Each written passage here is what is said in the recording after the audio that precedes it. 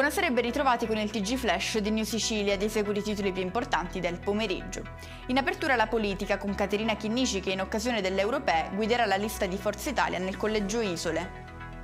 Torna al centro del dibattito la questione siccità. Il governo siciliano ha inviato la documentazione necessaria per richiedere lo stato di emergenza nazionale a causa della delicata situazione nell'isola. Adesso si attende la risposta del CDM. Passiamo alla cronaca, ci spostiamo nel siracusano con un incidente stradale sull'Annoto Pachino tra un'auto e un Apecar. Il bilancio di 3 feriti, il più grave è un 27enne trasferito all'ospedale Cannizzaro di Catania. Dire no alla chiusura del centro di cardiochirurgia pediatrica di Taormina, questo è l'obiettivo con cui i genitori dei bambini in cura nel centro d'eccellenza si sono rivolti al governo regionale, piantando ben 70 cuoricini nella spiaggia del Lido di Giardini Naxos.